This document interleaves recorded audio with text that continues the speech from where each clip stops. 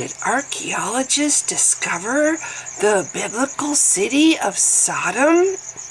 Here's one potential site. Ooh, so excited. Okay, I'm going to go to the article. This could prove that one of the stories in the Bible, at least one of them, is actual history and not fiction. Okay, so I click on the article and it takes me to HuffPost Religion. Okay, immediately the alarms are going off in my head. The red flags are flying. HuffPost Religion. Okay, and this is an article about science. What is wrong with this picture? Well, let's delve deeper, shall we? Since we're going to be archaeologists, I have to say that right. Archaeologists right now, and delve deeper to uncover the mystery. Okay, so this is written by Carol Kuruvilla. Kuruvilla. She's Religion Associate Editor at the Huffington Post. Okay, so far I have seen nothing remotely resembling a science article or journal or anything remotely looking like this is from any kind of science, anything. Okay, but we're scrolling on because it says right in the title, did archaeologists, those are scientists, you know, discover the biblical city of Sodom? Okay, here we go. We're going to read it now. We even have a picture of Sodom in flames in the article. It's very exciting. The fiery fate of the doomed cities of Sodom and Gomorrah has captured the imaginations of artists, theologians, and archaeologists for years. The book of Genesis describes how God rained down burning sulfur to punish those cities for their wickedness, destroying all living things inside of them. But is there any proof that these cities really existed and that they were destroyed by a sudden calamity? The answer, are you ready? Here it comes. For Dr. Stephen Collins, a professor of biblical studies and apologetics at Trinity Southwest University, is yes. He claims he may have located Sodom. Since 2005, Collins and his team have been studying an archaeological site in the southern Jordan Valley known as Tal El Haman. After wrapping up the 10th season of excavations. Okay, so we have some amateurs poking around in an archaeological site. Excavations? Do they even know how to excavate anything? He believes they've found a gold mine of ancient, monumental structures and artifacts. Of course, the actual archaeologists who were digging there, did they think it was Sodom? Do we get to know what they think it was?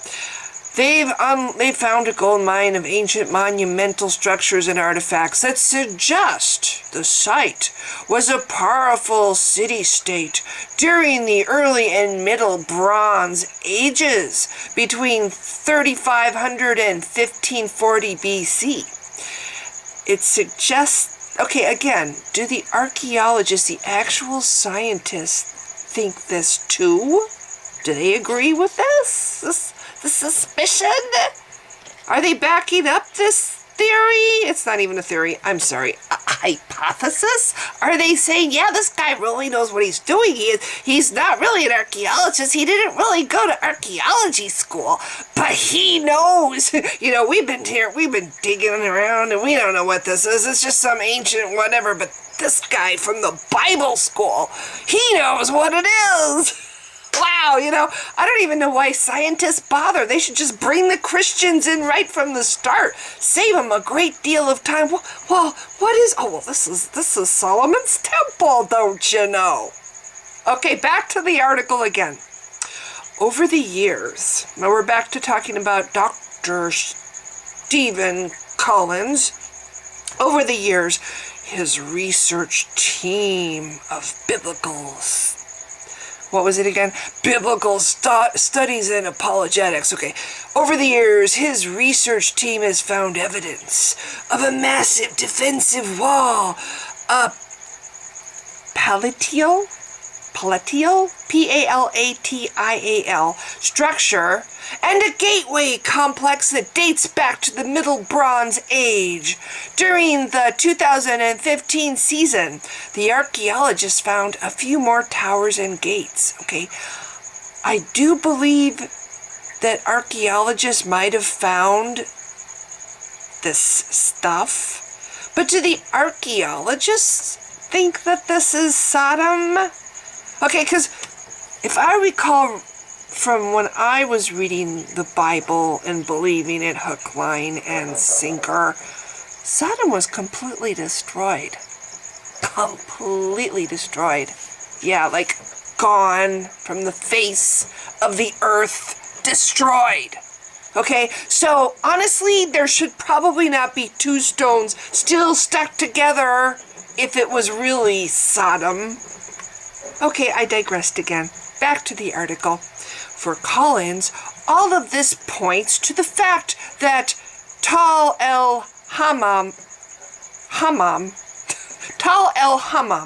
was likely one of the largest cities east of the Kikkar. Probably mispronounced it, spelled K-I-K-K-A-R. A Hebrew word that describes the plains near the Jordan River.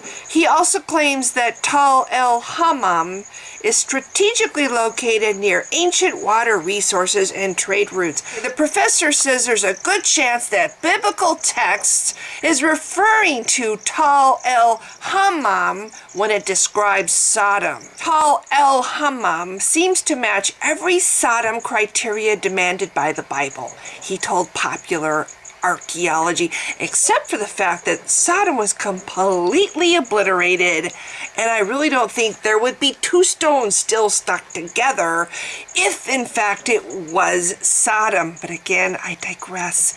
When we explored the area, the choice of Tal el-Hammam as the site of Sodom was virtually a no-brainer. When Christians start talking like this, it's pure bullshit.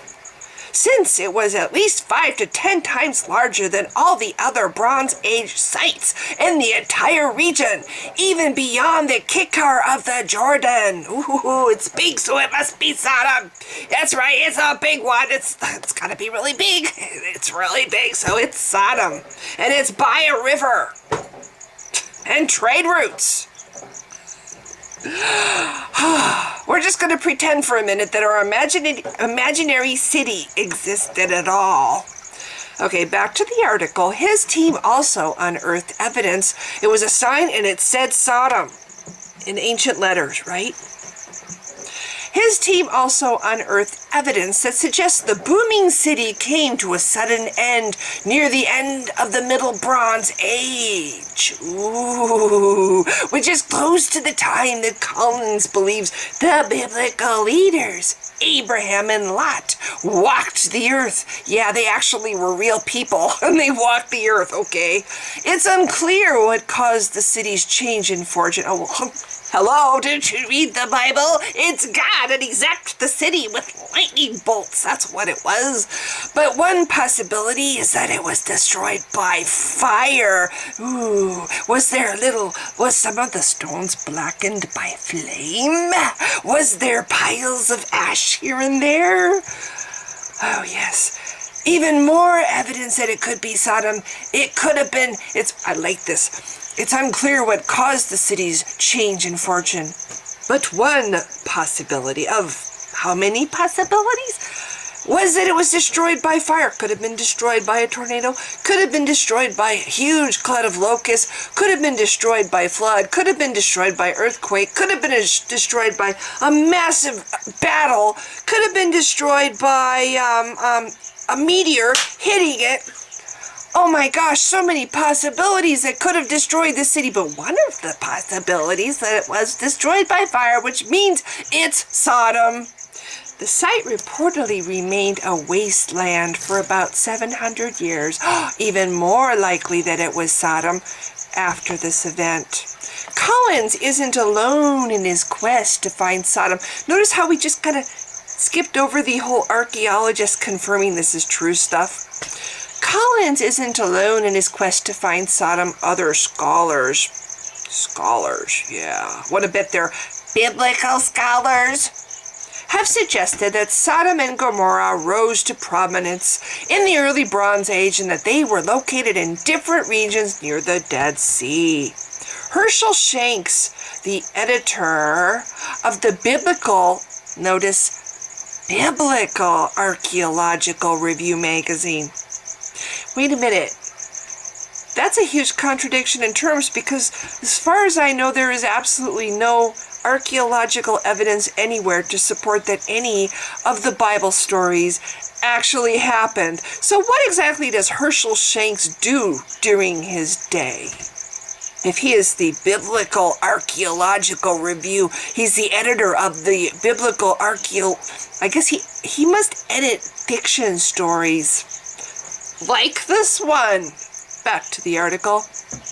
Okay, so Herschel Shanks, editor of the Biblical Archaeological Review magazine, agreed that Tal el-Hammam, because he's an archaeological expert, seemed, notice we use the word seemed, like it could be, notice the words could be, the site of ancient Sodom. Ooh, that makes me feel so confident that it's true. But he cautioned that locating an ancient city destroyed by a fictional character, it says God, is at its core a theological question. Well, gee, thank you, Herschel Shanks, for being just a teeny weeny bit honest. That's good, actually, that he actually was honest enough to caution that locating an ancient city destroyed by God is at its core a theological question. It has nothing to do with science, in other words. Theological questions are not subject to scientific proof. Yeah, think? Nothing about the Bible is subject to scientific proof. Nothing in the Bible is actually supported by any scientific proof. Yet, Christians demand that science continues to present more and more evidence. Oh no, I'm sorry, that's not enough evidence. You need to produce more and more and more, and still it's not enough. But your little whatevers, they're not subject to scientific proof, says right here in the article, or disproof. But whoever wrote down this text did have some sight in mind when he said that God destroyed Sodom, Shanks told the Huffington Post in an email.